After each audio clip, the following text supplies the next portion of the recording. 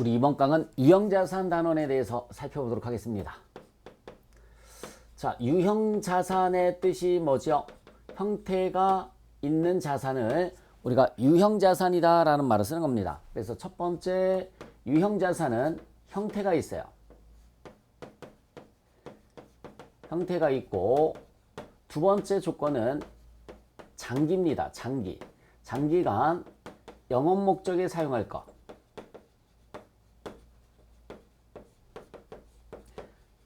단기간 사용하는 것은 유형자산으로 구분할 수가 없습니다. 단기간 사용하는 것은 유형자산으로 구분할 수가 없고요. 장기간 영업 목적으로 사용을 할 것들만 우리가 이제 유형자산으로 구분을 해줄 수가 있어요. 그래서 여기에는 뭐가 있냐면 가장 대표적인 것이 토지, 건물, 구축물. 자, 여러분들 구축물이라는 것은 건물하고는 다른 거지만 뭐 구축물이라는 것은 상하수도 시설이라든지 아니면 교량, 다리 같은 거, 뭐 조경시설 이런 것들을 갖다 우리가 구축물이라는 말을 쓰는 겁니다. 이걸 합쳐서 어떤 말을 쓰느냐면 건축물이라는 말을 쓰죠. 건축물이라는 말을 씁니다. 토지, 건물, 구축물, 기계장치. 기계와 장치를 합친 말이에요. 기계장치, 그리고 차량과 운반구를 합쳐서 차량 운반구 다 들어보셨죠? 비품, 그리고 현재 건물 짓고 있는 중인 거, 건설 중인 자산. 자, 이런 것들을 갖다 우리가 뭐라고 하느냐면 유형자산이다 라는 표현을 씁니다. 이것 말고도 뭐 선박, 항공기 이런 것들이 있을 수 있겠네요. 형태가 있으면서 장기간 영업 목적에 사용할 것이고, 그 다음에 여기에는 토지나 건축물, 기계장치, 차량 운반구, 비품, 건설 중인 자산, 선박, 항공기 이런 것들이 있다라는 거 알아두시면 되고요. 자, 특징이 있습니다. 이 유형자산의 특징은 뭐냐면 시간이 경과됨에 따라서 가치가 외형적 가치, 금전적 가치가 아닙니다.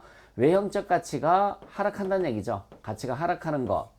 이것을 우리는 뭐라고 하느냐면 두 글자로 감가된다라는 말을 씁니다. 두 글자로 감가된다라는 말을 쓰는 거예요. 자, 감가상각이 되지 않는 자산이 있습니다. 이걸 우리가 뭐라고 하느냐면 비상각자산이라는 말을 쓰는데, 비상각자산, 감가가 되지 않는 자산. 여기서 골라보시기 바랍니다. 뭐가 있을까요? 시간이 경과해도 외형적인 가치가 하락하지 않는 것은 두 가지가 있는데, 토지나 건설 중인 자산이 있어요.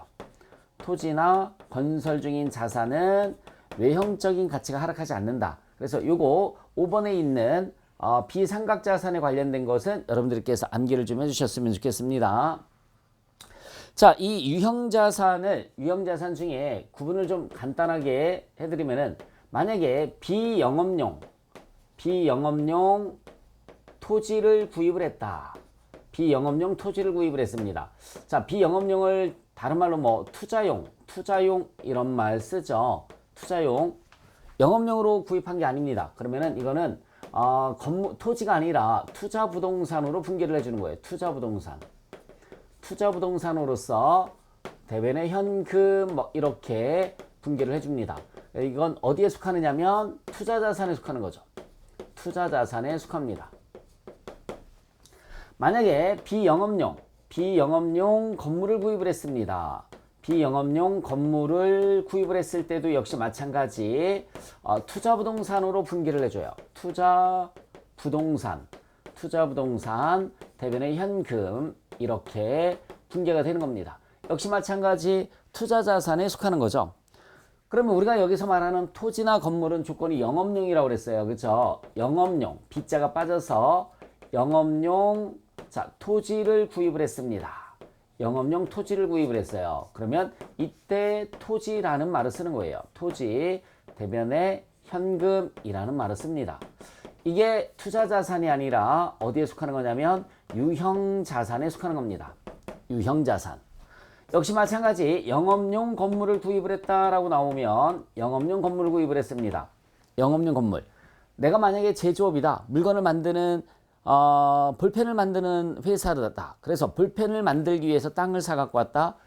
볼펜을 만들기 위해서 공장을 지어야 되잖아요. 그 공장을 짓기 위해서 땅을 사왔어요. 이거 다 영업용이죠.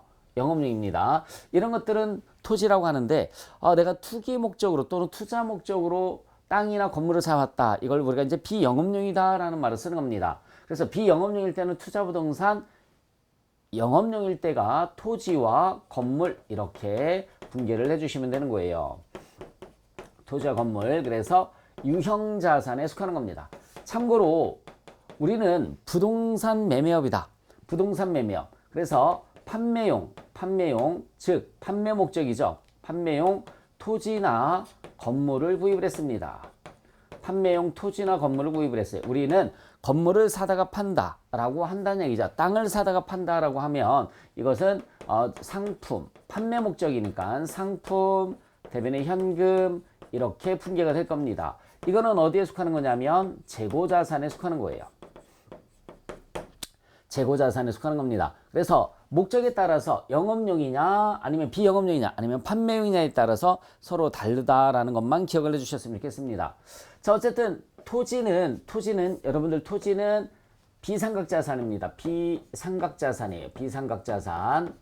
그런데 건물은 뭐가 되죠? 상각을 해줘야 되겠죠. 가치가 하락합니다.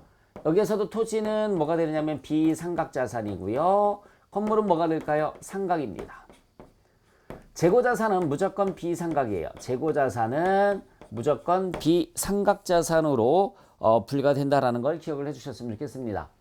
자, 우리 유형자산 단원을 나가기 전에 간단하게 기본적인 내용을 설명을 해드렸었는데 요 분개하는 거는 요 두 가지 분개하는 것은 상당히 중요한 거니까 꼭 기억을 해주셨으면 좋겠습니다. 그리고 유형자산에 속하는 거 그리고 비상각자산에 속하는 것도 역시 마찬가지죠. 자, 지으면서 살펴보도록 하겠습니다. 유형자산, 형태가 있는 자산을 우리가 유형자산이라고 해요. 반대는 뭐가 될까요? 형태가 없는 것은 무형자산이 되겠죠. 형태가 없는 것은 무형자산. 자, 유형자산은 형태가 있어야 돼요. 그리고 단기는 해당 사항이 없다고 그랬죠. 장기간 영업 목적에 사용을 해줘야 되는 것들로서 여기에는 토지, 건물, 구축물, 기계장치, 차량 운반구, 비품, 건설 중인 자산, 선박, 항공기 이런 것들이 있습니다. 특징은 시간이 경과함에 따라서 가치가 하락하게 되는데 외형적 가치가 하락하게 되는데 이것을 우리가 감가라는 말을 쓴다라는 거 알아두시면 되고요. 비상각자산에 즉 감가되지 않는 자산에 뭐가 있느냐면 토지와 건설 중인 자산이 있다. 그래서 조금 더 자세하게 보시면은 만약에 비영업용 토지나 건물을 구입했을 때는 이때는 개정 과목이 똑같죠. 비영업용 토지나 건물을 구입했을 때는 둘 다 투자부동산으로 분개를 해주는 거예요. 다만 토지는 비상각자산이고요. 건물은 상각자산입니다. 둘 다 유형자산이 아니라 투자 목적이기 때문에 투자자산으로 분류가 된다는 거 잊지 마시고요. 우리가 영업용으로 사갖고 왔을 때만 영업용 토지를 구입했다. 이때는 토지가 되는 거죠. 유형자산입니다. 유형자산. 영업용 건물을 구입했다라고 나올 때는 또 건물이 되는 거죠. 이것도 역시 유형자산입니다. 근데 만약에 우리는 부동산 매매업이다. 부동산을 사고 파는 회사예요. 그럼 판매용 토지나 건물을 구입하면 상품으로 분개를 해주시면 되는 거죠. 그래서 상품은 무슨 자산에 속하는 거죠? 재고자산에 속하는 겁니다. 상품은 재고자산에 속하는 거고요. 자, 가장 기본적으로 암기해 줘야 될 거 비상각자산에 뭐 있다고 그랬습니까? 여러분들 토지나 건물이 있다. 비상각자산에는 토지나 건물이 있고요. 그 다음에 비영업용 토지나 건물을 구입하면 어떤 말을 쓴다라고 그랬어요? 투자부동산이라는 말을 쓰는 겁니다. 투자부동산이란 말을 쓰고 영업용 토지나 건물을 구입했을 때만 우리가 토지 건물이라는 말을 쓴다라는 얘기죠. 자, 취득시부터 살펴보도록 하겠습니다. 취득시부터 살펴보도록 할게요. 자, 우리 2000X년 1월 1일에 차량을 취득을 했습니다. 차량을 취득을 했어요.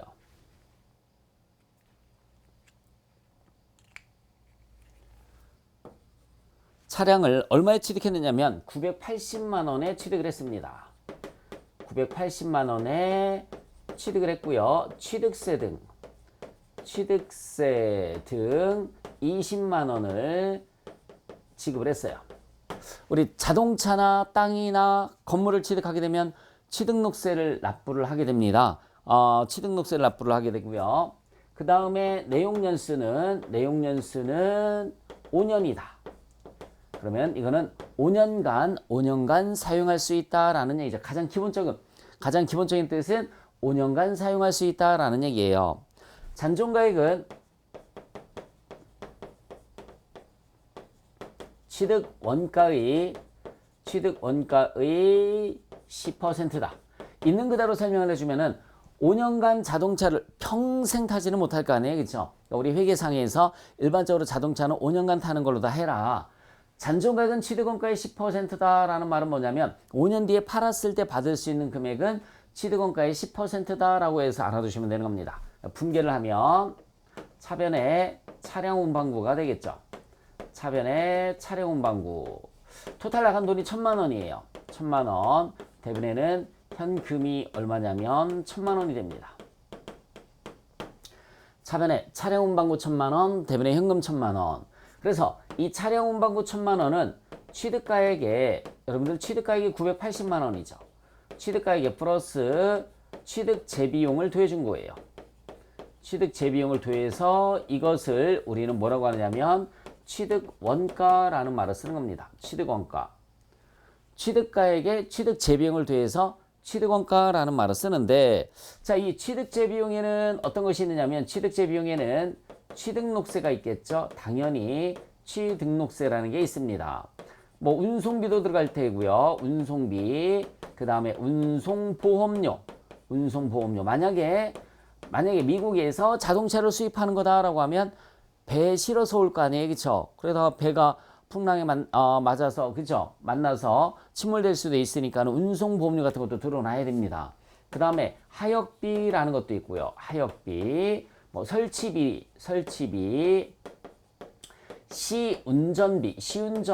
시운전하다라는 말 아시죠? 시운전비. 그리고 또 뭐가 있냐면 공채 관련 매입 비용이라는 게 있습니다. 공채 관련 매입 비용. 자, 네.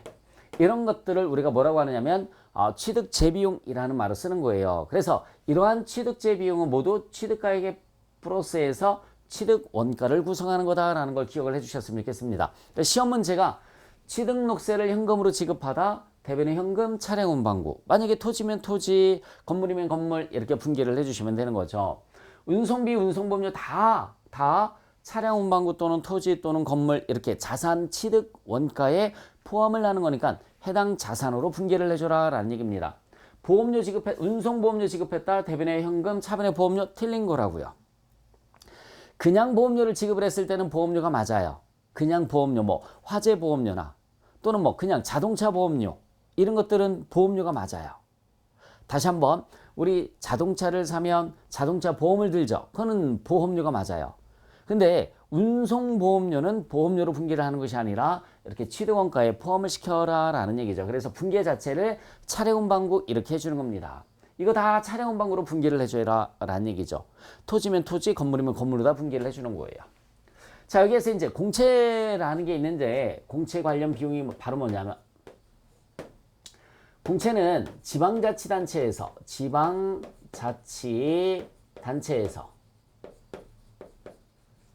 운영자금을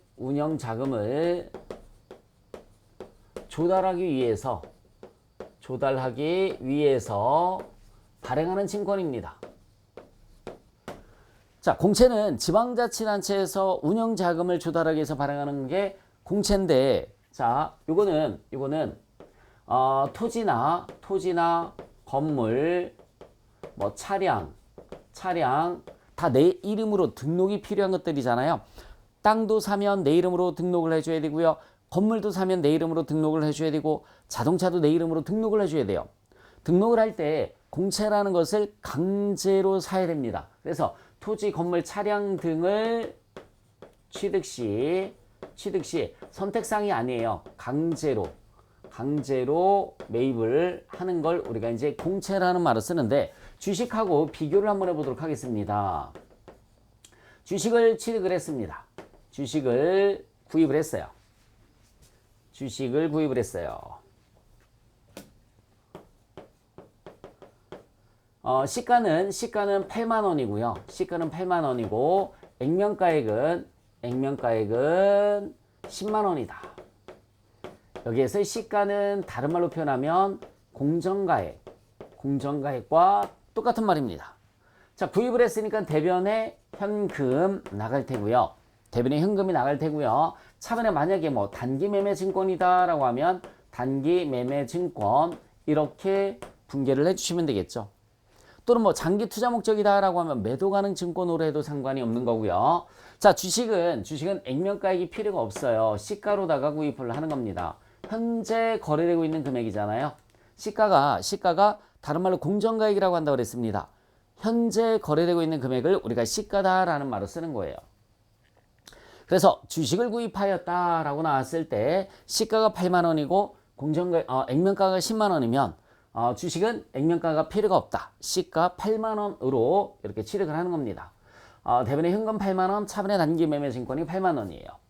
그런데 만약에 사채를 구입을 했어요. 사채를 구입을 했습니다. 사채도 역시 마찬가지 시가가 8만 원이고요. 액면가액은 10만 원이다.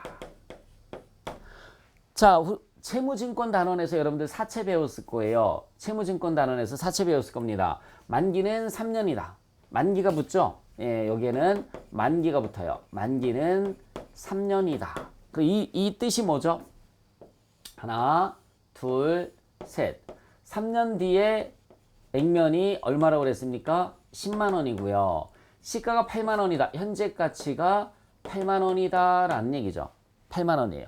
그럼 이건 뭐예요? 8만 원을 빌리고 나중에 얼마를 갚는 겁니까? 10만 원을 갚는 거죠. 8만 원을 빌리고 나중에 10만 원을 갚는 게 사채입니다. 그러면은 사채를 발행한 회사 입장에서는 분개가 어떻게 되느냐면 차변에 현금이 8만 원이 오겠죠. 8만 원. 나중에 갚을 돈이 뭐라고 그랬어요? 사채가 10만 원이 된다고 그랬어요. 사채가 10만 원. 그럼 나머지 2만 원이 뭐가 되느냐면 사채 할인 발행 차금이 된다고 그랬던 거 기억나시죠? 반대편 입장에서는 사채를 취득한 회사 입장에서는 대변에 현금 8만 원이 나가죠. 대변에 현금 8만 원 나가고요. 만약에 똑같이 단기 매매 증권으로 하겠다라고 하면 단기 매매 증권 8만 원 이렇게 하는 겁니다. 그러니까 주식을 구입을 했을 때도 시가로 분개를 해주는 거고요. 사채를 구입을 했을 때도 시가로 분개를 해준다라는 얘기죠. 결론이 차변에 단기 매매 증권, 대변에 현금 이렇게 분개를 해줍니다. 둘 다 시가로 분개를 해주는 거예요. 자, 그런데 공채는 강제성이 있다고 그랬잖아요. 이거 잠깐 이제 지울게요. 위에는 공채를 구입을 했어요. 공채를.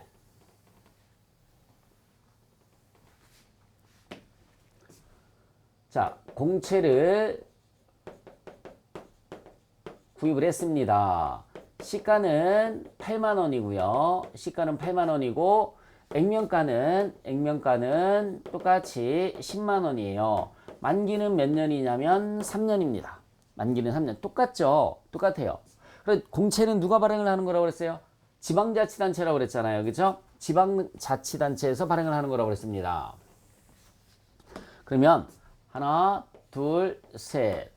8만 원짜리를 그죠? 10만 원. 현재 가치는 8만 원이고요. 현재 가치는 8만 원이고 미래 가치는 10만 원입니다. 미래 가치는 10만 원이에요. 그러면은 지방자치단체 입장에서 보면은 원래는 8만 원을 빌리고 10만 원을 갚아야 되는 거죠. 지방자치단체 똑같은 뜻이란 말이에요. 사채나 공채나 뜻은 똑같은 거예요. 8만 원 빌리고 10만 원을 갚는 게 사채라고 그랬잖아요. 이게 사채라고 그랬어요. 공채도 마찬가지 8만 원을 빌리고 10만 원을 갚아야 돼요. 근데 사채는 강제성이 없지만 얘는 강제성이 있는 거예요. 그래서 8만 원짜리인데 10만 원을 빌리고 10만 원을 갚는 거예요. 지방자치단체에서. 그럼 지방자치단체에서는 붕괴가 어떻게 될까요? 차변에 현금 10만 원 들어오죠. 나중에 갚아야 되는 거죠. 공채가 10만 원입니다. 이렇게 붕괴가 돼요. 그럼 얘는 붕괴가 대변에 현금이 얼마 나가죠? 대변에 얘가 현금이 10만 원 들어왔으니까 얘는 현금이 얼마 나갑니까? 10만 원 나가죠. 차변에 만약에 단기매매증권이면 단기매매증권은 원래는 8만 원이 나갔었어야 되는 거잖아요. 원래는 8만 원이 나갔었어야 되는 건데 10만 원이 나갔단 말이죠. 2만 원만큼 손해를 봤어요. 이 손해본 만큼을 자동차 사면서는 차량 운반국 이렇게 붕괴를 해줘라 라는 얘기죠. 토지면 토지, 건물이면 건물 이렇게 붕괴가 되는 겁니다. 좀 많이 헷갈리실 수 있어요. 혼란스러우실 수 있는데 주식은 지웠습니다. 일단은 액면가는 필요 없고 시가로만 붕괴를 해주시면 돼요. 사채랑 우리 채무증권 단원에서 사채 배웠으니까 사채와 공채는 뜻은 똑같은 거죠. 운영자금을 조달하기 위해서 발행하는 것 뜻은 똑같아요. 사채는 8만 원 빌리고 10만 원을 갚는 거니까 얘는 붕괴가 현금 8만 원 빌렸잖아요. 나중에 10만 원 갚을 거 사채. 그럼 2만 원이 뭐가 되는 거죠? 사채 할인 받은 차금 이렇게 붕괴가 돼요. 그 얘는 얘가 현금이 8만 원 들어왔으니까 얘는 현금이 8만 원 나간다라고 그랬잖아요. 차변의 단기 매매 증권 8만 원 이렇게 끝나는 겁니다. 그래서 단기 매매 증권 또는 매도 가능 증권 또는 뭐라고 그랬습니까? 매도 가능 증권 또는 뭐가 된다라고 그랬죠? 만기 보유 증권이라고 그랬어요. 우리 채무증권 단원에서 배웠습니다. 그런데 이제 이거는 지울게요. 공채는 사채의 개념으로 하면 8만 원 빌리고 10만 원을 갚아야 되는데 강제성을 가지고 있는 거니까는 야 10만 원 빌려줘. 내가 나중에 10만 원 갚을게 라고 하는 거죠. 현재 가치는 8만 원인데 즉 버스 요금을 빌릴 때 야 지금 버스 요금 빌려줄래? 그랬더니 1,300원 빌려준단 말이죠. 아니야 3년 뒤에 버스 요금으로 빌려줘. 1,500원 빌려줘. 내가 3년 뒤에 1,500원 갚을게 라고 하는 겁니다. 내가 왜? 그죠? 강제성이 있기 때문에 어쩔 수가 없는 거예요. 자, 다시 한번 얘기해 줄게요. 채무증권 단원에서 자, 버스 요금이 현재 1,300원이에요. 3년 뒤에 버스 요금이 1,500원이면 내가 지금 버스 요금 빌려줘 1,300원 빌렸다가 3년 뒤에 버스 요금 1,500원 갚는 게 맞는 거죠. 그런데 야 버스 요금 좀 빌려줄래? 그랬더니 1,300원 빌려주려고 그래. 아니야 1,500원 빌려줘. 3년 뒤에 버스 요금으로 빌려줘. 1,500원 강제성으로. 그리고 나중에 나는 3년 뒤에 그냥 1,500원 갚아버리는 거예요. 그러면 빌려주는 사람 입장에서는 200원 손해보는 거잖아요. 그죠? 200원 손해보는 거예요. 그래서 얘는 8만 원 빌리고 나중에 10만 원을 갚아야 되는 건데 원래는 공채는 강제성이 있기 때문에 10만 원 빌리고 10만 원 갚는 거예요. 그러니까 지방자치단체 입장에서는 10만 원이 들어오죠. 차변에 현금 10만 원, 대변에 공채 10만 원이에요. 현재 빌린 돈, 나중에 갚을 돈. 근데 우리 차량을 취득하는 사람 입장에서는 얘가 10만 원이 들어왔으니까 얘는 10만 원이 나간단 말이에요. 8만 원짜리인데 2만 원 손해 보는 거 있죠. 이게 차량 운반구로 붕괴가 되는 거다라는 얘기입니다. 차량 운반구로 붕괴가 되는 거예요. 그래서 결론을 딱 말씀을 드리면 공채를 구입했다라고 나와요. 공채를 구입했다라고 나옵니다.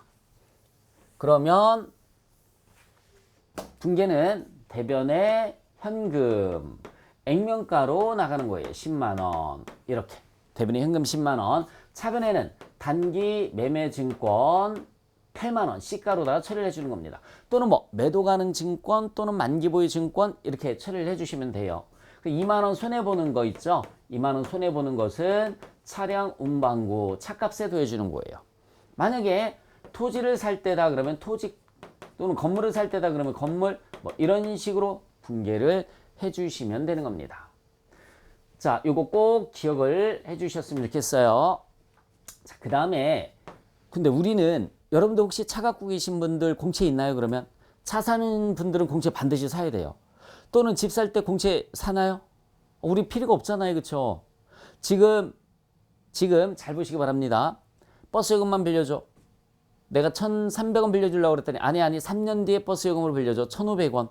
그럼 나중에 1,500원 갚을 거야. 그럼 나 200원 손해보는 거라고 그랬잖아요. 에따이 그냥 200원 주고 마는 거예요. 우리는 공채 우리 일반적인 개인들은 공채 관련 비용만 지급을 합니다.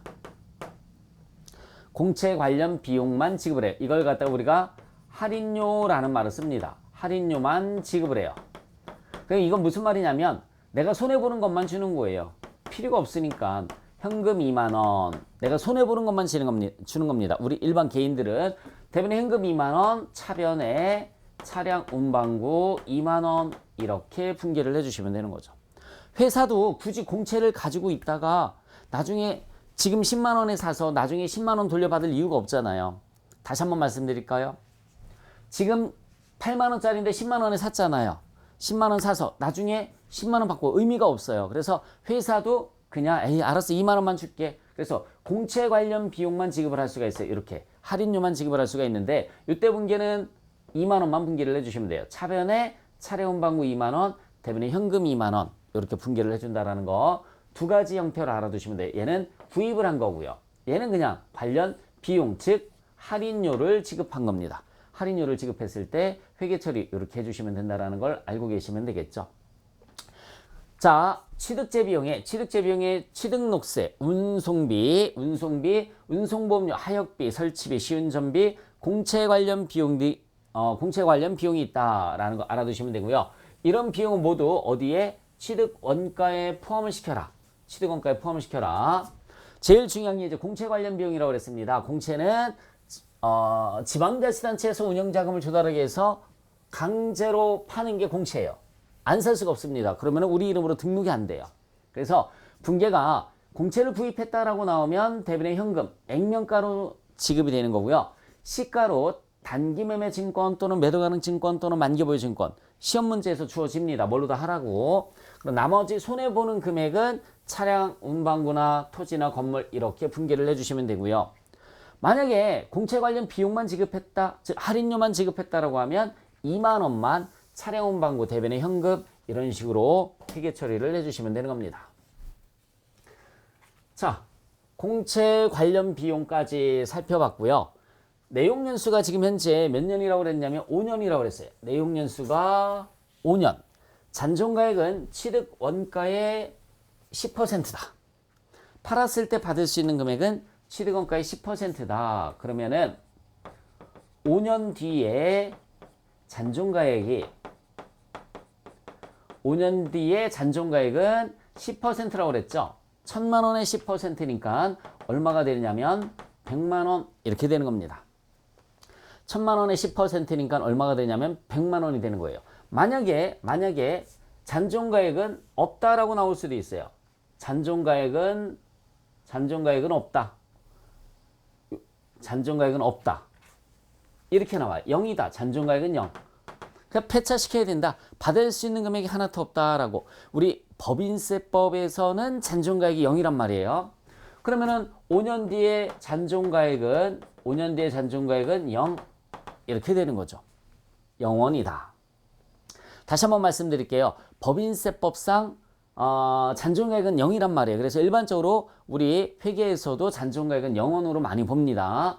자, 1,000만 원짜리를 5년 뒤에 처분을 하면 받을 수 있는 금액이 하나도 없으니까는 1,000만 원이 모두 손실이 되는 거죠. 이 얘기는 1,000만 원만큼 모두 가치가 떨어졌다라는 얘기가 되는 겁니다. 그러면 나누기 5년 이렇게 하면 나누기 5년 하면 1년에 얼마씩 200만 원씩 가치가 하락한다라는 얘기죠. 1년에 200만 원씩 가치가 하락한다라는 그런 표현이 되는 겁니다.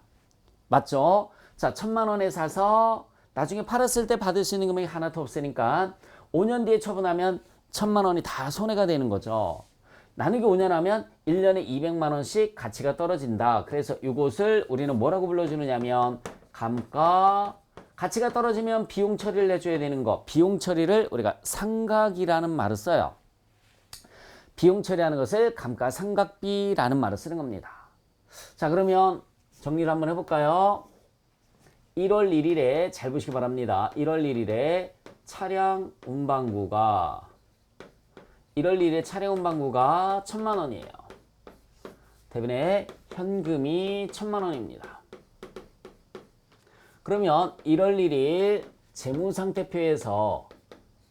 재무상태표에서 차량 운반구는 1,000만 원.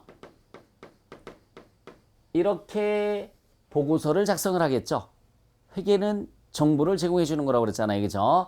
회계는 정보를 제공해 주는 거니까 자, 12월 31일이 되면 1년 지났잖아요. 1년 지났으니까 이제 차값은 200만 원의 가치가 떨어졌으니까 차값은 이제 800이 되겠죠. 차값이 800이 돼야 돼요. 즉 12월 31일 재무상태표에 차값이 1000만 원 이렇게 가면 여기 봐요. 12월 31일에도 차값이 1000만 원 가면 이거는 잘못된 정보를 제공을 해주는 거잖아요. 1년이 지났을 때 차값은 얼마가 돼야 됩니까? 800이 돼야 된단 말이에요. 800만 원. 이렇게 해야지 이 정보가 정확한 정보가 되는 거죠. 그렇죠? 그러려면은 차량 운반구가 대변에 가서 200만 원만큼이 없어져야 돼요. 대변에 차량 운반구가 200만 원만큼이 이렇게 없어져야 됩니다. 그래야지만 1000에서 200을 빼서 반대편에 있으니까 마이너스잖아요. 1000에서 200을 빼서 여기 800만 원만 간다라는 얘기죠.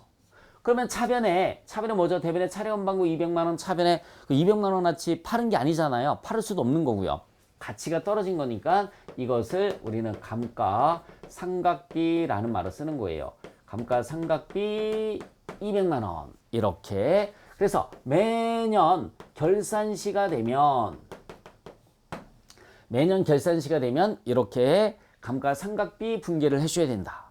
자, 또 1년이 지났어요. 또 1년이 지났습니다. 그러면은 12월 31일 재무상태표에서 차량 운반구가 얼마로 표시가 돼야지 정확한 정보일까요? 이제 처음에는 1000만 원짜리였었지만 1년이 지나서 800이 됐고 또 1년이 지나면 200만 원 또 가치가 떨어지겠죠. 그렇죠? 600만 원이 되는 겁니다.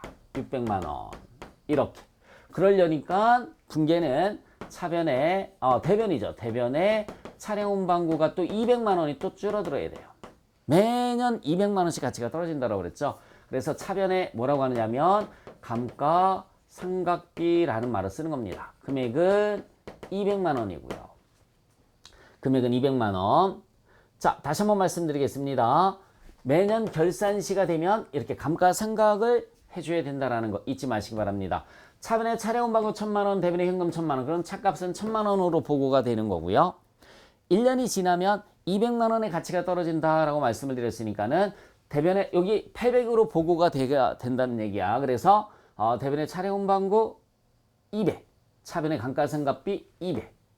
또 1년이 지나면 이제 600만 원으로 보고가 돼야 되겠죠? 600만 원. 그러려니까 똑같은 분계 또 해줘야 돼요. 또 대변에 차량 운반구 200, 차변에 감가상각비 200만 원. 매년 이런 분계가 5번이 나오겠죠.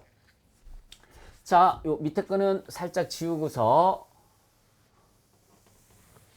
자, 여러분 잘 보시기 바랍니다. 다른 거 보지 말고 요것만 봐봐요. 이것만 봐봐요. 자, 이거 보면 지금 차값이 800만 원이구나 라는 건 알 수가 있죠. 차값이 800만 원이구나 라는 걸 알 수 있어요. 나머지 다 보지 말란 말이에요. 나머지는 없다라고 생각을 하시고요. 차값이 800만 원인데 문제는 저 차를 얼마 주고 사갖고 왔는지 알 수가 있을까요? 이것만 보고서 얼마 주고 사갖고 왔는지 얼마의 가치가 떨어졌는지 알 수가 없죠. 맞잖아, 그죠? 아니 이것만 보고서 현재 차값은 800이라는 건 알 수는 있지만 얼마 주고 사왔는지는 우리가 알 수가 없단 말이에요. 그래서 잘 봐요. 차량 운반구가 처음에 1000만 원이었었어요. 1000만 원. 대변에 현금이 1000만 원입니다. 그러면 1월 1일 재무상태표에는 차량 운반구가 1000만 원이 가요. 차량 운반구가 1000만 원이 갑니다. 12월 31일에는 분계를 어떻게 하느냐면 이 12월 31일 보고서를 봤을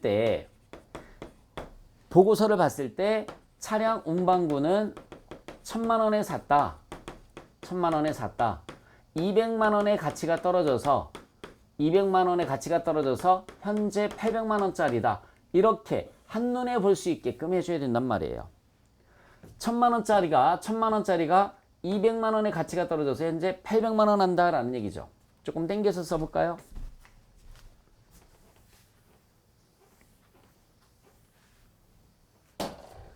어, 12월 31일 재무상태표를 이렇게 그렸을 때